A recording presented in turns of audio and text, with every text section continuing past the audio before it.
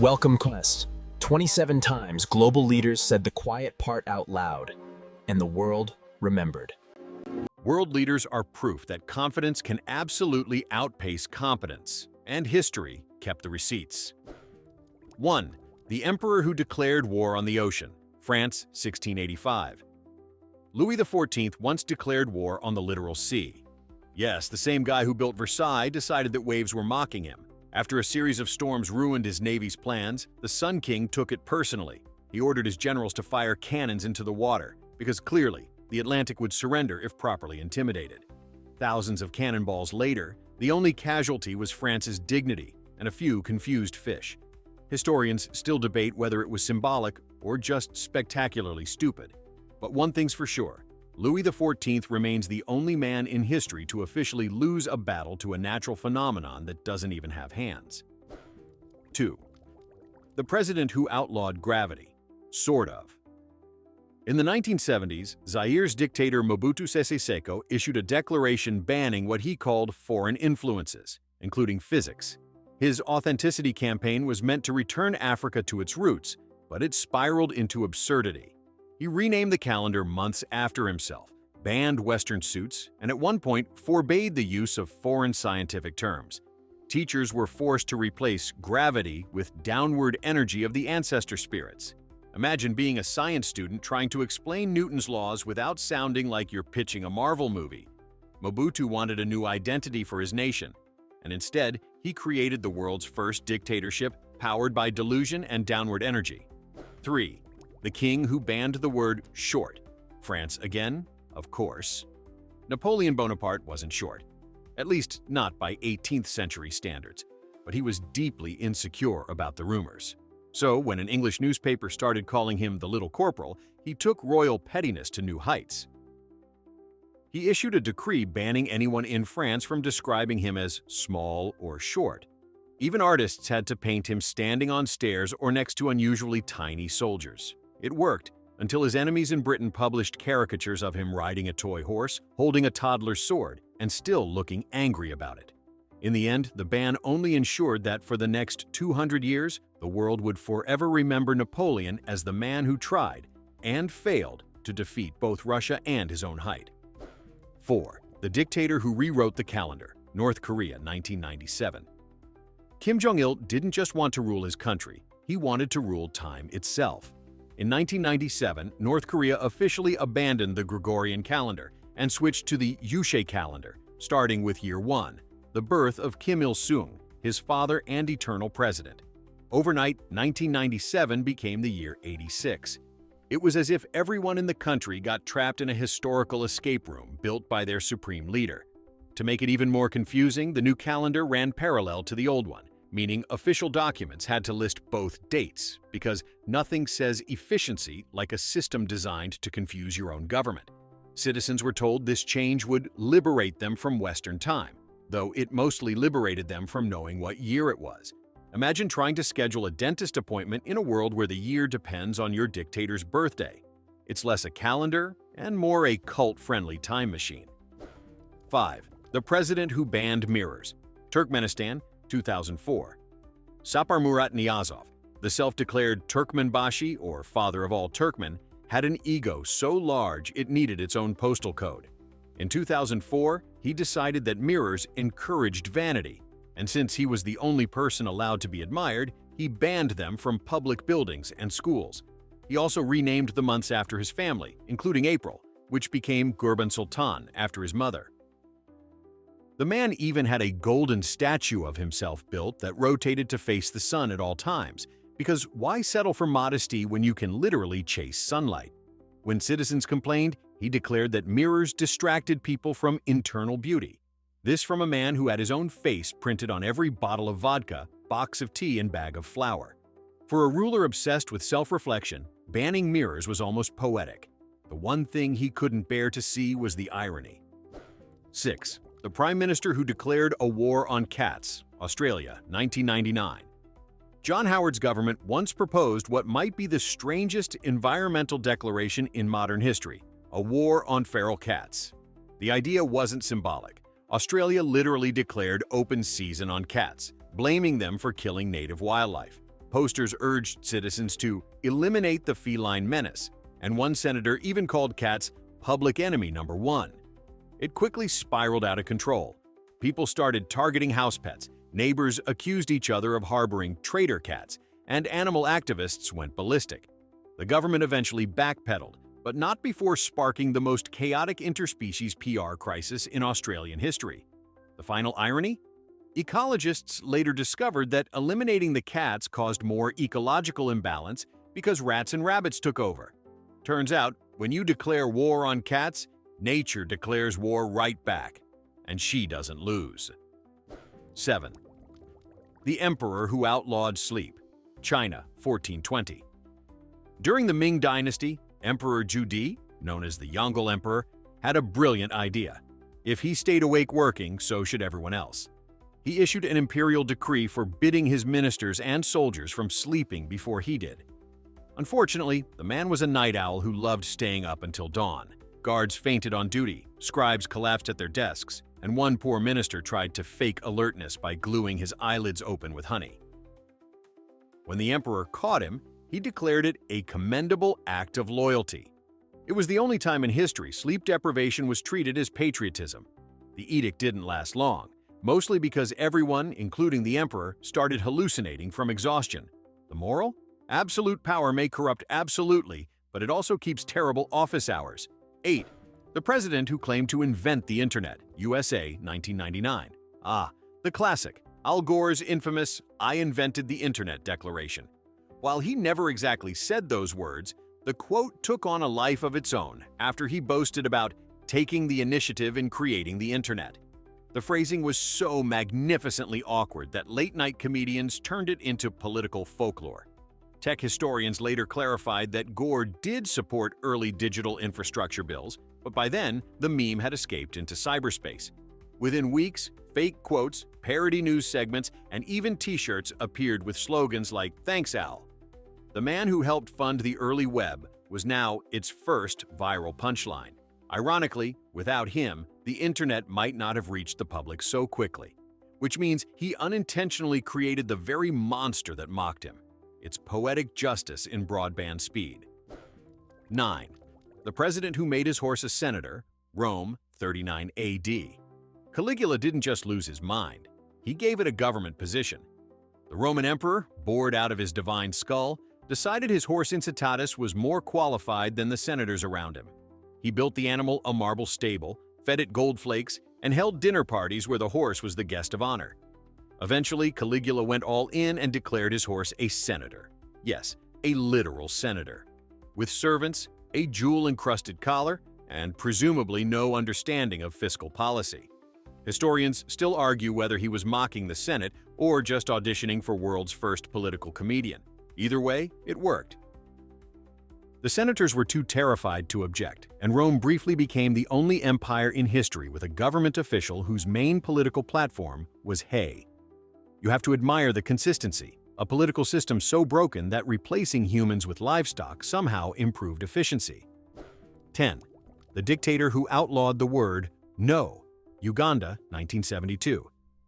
Idi Amin ruled Uganda with paranoia, brutality, and the emotional stability of a toddler with a grenade.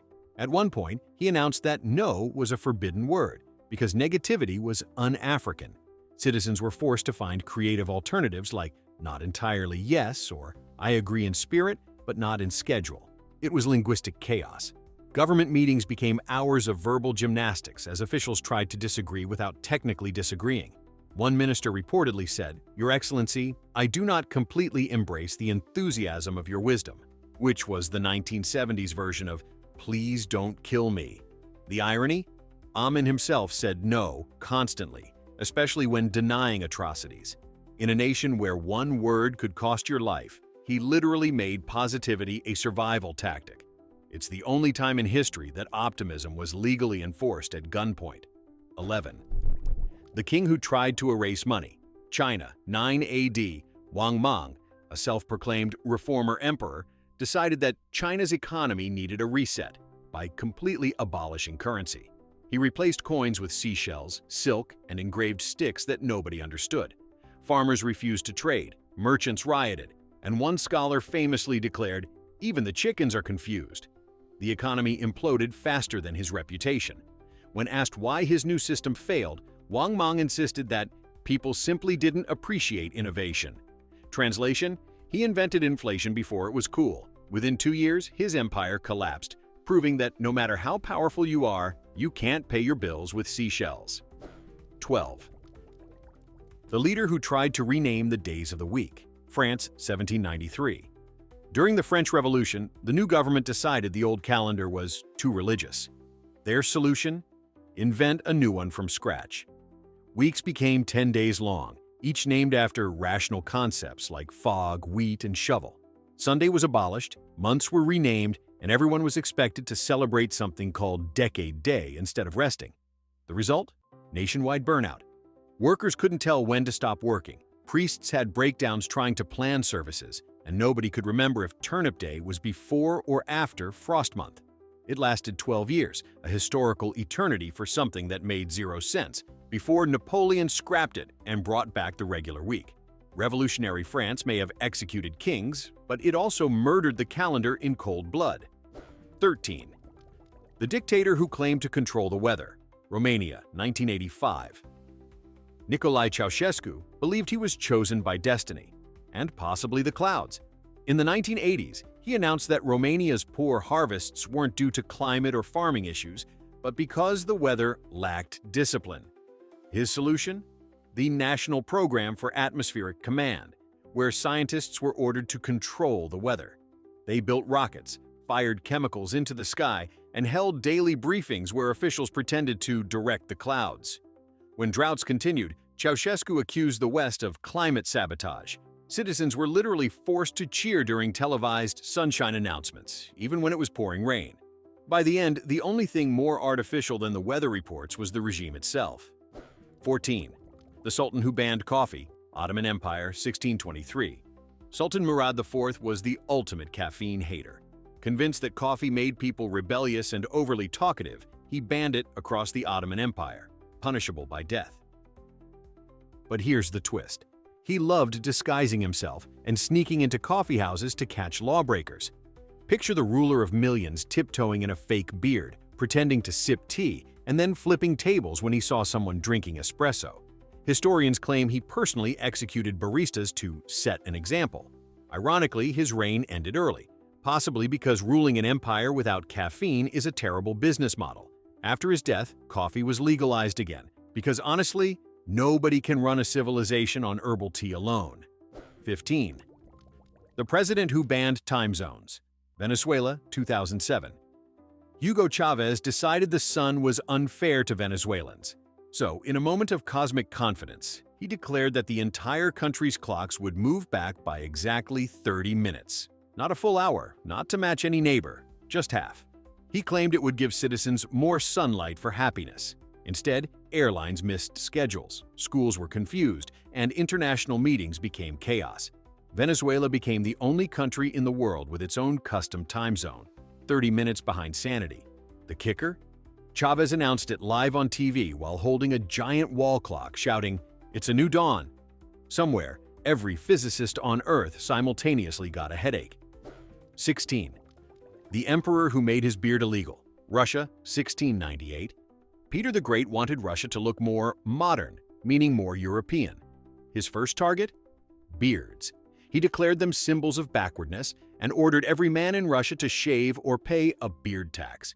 Priests protested, soldiers wept, and nobles hid their facial hair under scarves. Those who refused to shave were forced to carry a special medallion reading, "The beard is a superfluous burden."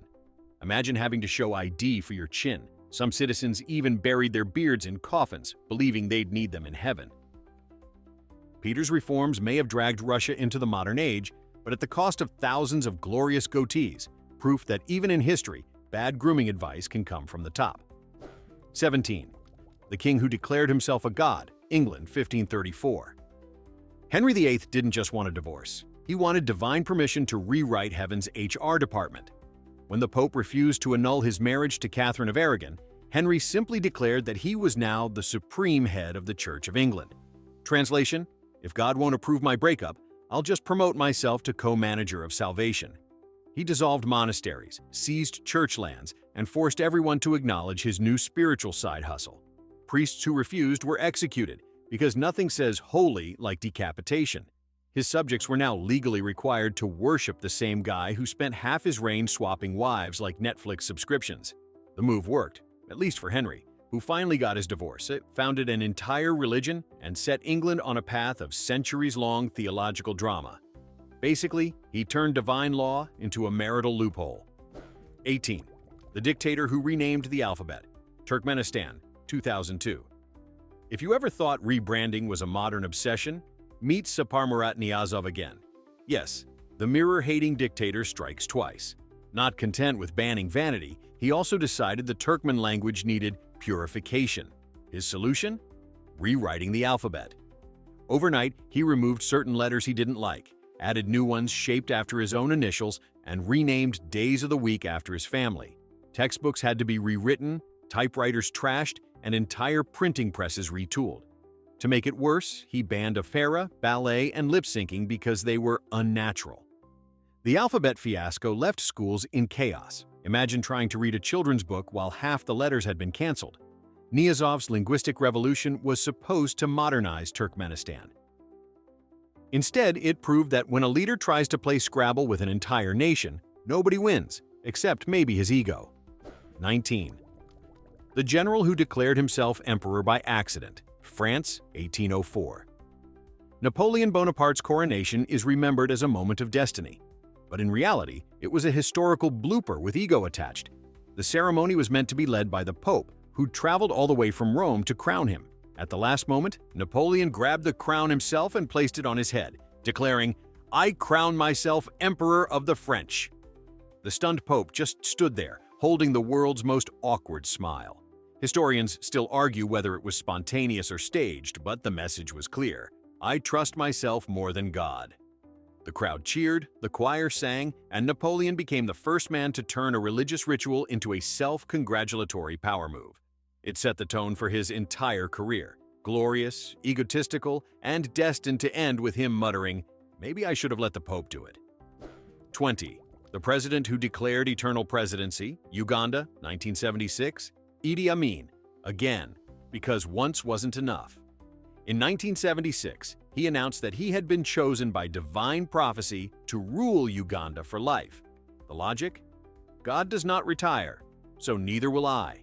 He even commissioned a new national anthem verse praising himself as the everlasting light. Anyone who suggested elections was accused of treason, or worse, spiritual sabotage. To cement his legacy, he declared himself conqueror of the British Empire and King of Scotland, even though the Scots never got the memo. His speeches became surreal sermons mixing politics with divine self-promotion. By the end of his rule, Uganda was broke, terrified, and allegedly blessed beyond belief. Amin's idea of eternity didn't last long. He was exiled in 1979. But his God complex remains a timeless example of why some leaders should never get access to a microphone or theology. 21. The emperor who tried to tax the air, Rome, 200 AD. Emperor Domitian was running out of creative ways to squeeze money from his citizens. He'd already taxed wine, salt, even public urinals, so naturally the next frontier was air. He imposed a fee on every window in Rome, arguing that fresh air is a privilege. The logic was absurd. The more windows you had, the more air you were stealing from the state. Inspectors literally counted openings in people's houses to calculate their bills. Citizens bricked up windows to save money, which made homes stuffy and dark, basically turning Rome into the world's first HOA-run dungeon. Ironically, the emperor justified it as a public health measure. It backfired spectacularly when disease spread faster due to lack of ventilation. Rome's air tax became infamous, proving once again that government greed can be more suffocating than the air it tries to charge for. 22. The president who banned rain, Burkina Faso, 1983. Thomas Sankara, a revolutionary leader known for his charisma and anti-colonial passion, once went full meteorological dictator. During a parade that was supposed to celebrate his regime, heavy rain started pouring. Furious that nature had the audacity to interrupt his speech, Sankara declared that rain during national events was counter-revolutionary. He demanded weather officials prevent such acts of sabotage. When they nervously explained that they couldn't control precipitation, he accused them of bourgeois laziness. The next day, his government issued an actual decree urging scientists to study methods to discipline clouds. It became an ongoing joke in Burkina Faso until someone was actually arrested for mocking the president's control of the weather. Sankara meant it as metaphor. The bureaucracy took it literally.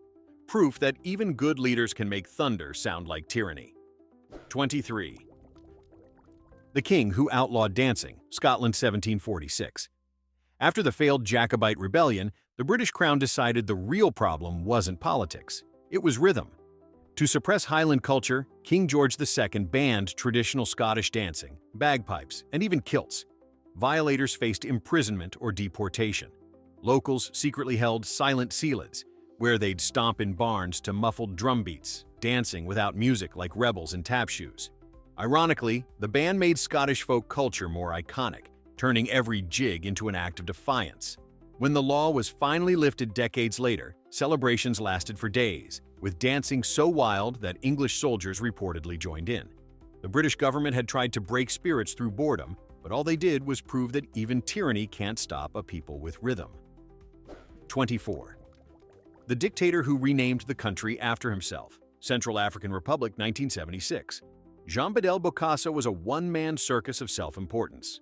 Not content with being president, he declared himself Emperor of Central Africa and renamed the country the Central African Empire.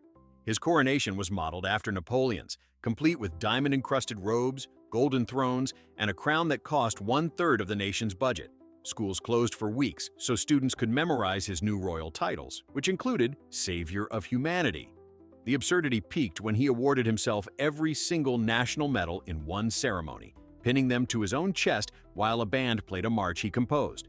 Foreign journalists dubbed him Napoleon of the Jungle, which he considered a compliment. Within 3 years, his empire collapsed. But not before he proved that when dictators start ordering custom crowns, it's time to hide the treasury. 25. The Prime Minister who declared war on sparrows, China, 1958. Chairman Mao Zedong believed he could outsmart nature. Spoiler alert, he could not.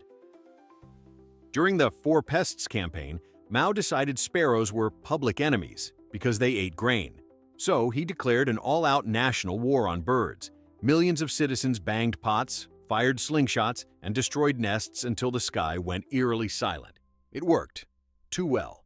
With no sparrows left to eat them, locusts swarmed across the country, devouring entire crops and triggering one of the worst famines in modern history. Tens of millions died, all because a dictator thought birds were stealing his lunch. Eventually, China had to import sparrows from the Soviet Union to restore balance. It's the most expensive oops moment in ecological history, proving that when a government declares war on wildlife, Mother Nature always wins, with interest. 26. The Emperor who made his beard a religion, Ethiopia, 1896. Emperor Menelik II wasn't just a ruler, he was a trendsetter. After surviving several assassination attempts, he credited his long, majestic beard for protecting him. Convinced it had divine power, he issued an imperial decree. All men of faith must grow beards in imitation of his holy chin curtain. Citizens who couldn't grow one were told to glue on fake beards made from horsehair or goat wool during public ceremonies. It created an empire-wide epidemic of itchy devotion. Foreign ambassadors found it hilarious. Menelik did not.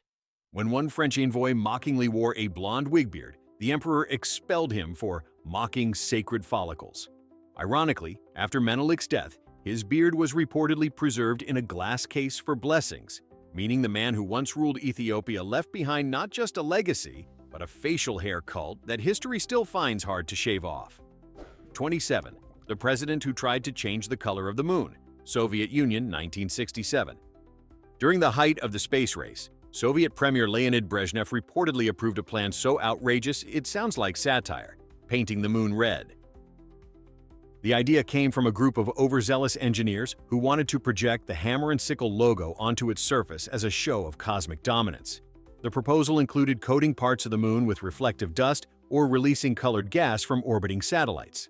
Brezhnev actually entertained it for several months before scientists explained that 1. It was impossible, and 2. Even trying might accidentally nuke the planet's atmosphere. One general reportedly said, "If we can't conquer the moon, at least we can vandalize it." The plan was scrapped, but not before wasting millions of rubles and proving that even space wasn't safe from human stupidity. Somewhere, Neil Armstrong probably sighed in relief that he didn't have to plant a flag next to a Soviet paint job. And there you have it, 27 moments when the people running the world reminded us they probably shouldn't have been trusted with scissors, let alone entire countries. From declaring war on birds to banning the word no, it's proof that power doesn't always come with wisdom. Sometimes it just comes with a gold statue of yourself. So tell me, which one of these declarations deserves the world record for most gloriously stupid idea in history? Drop your pick in the comments and pray your boss never gets any of these ideas.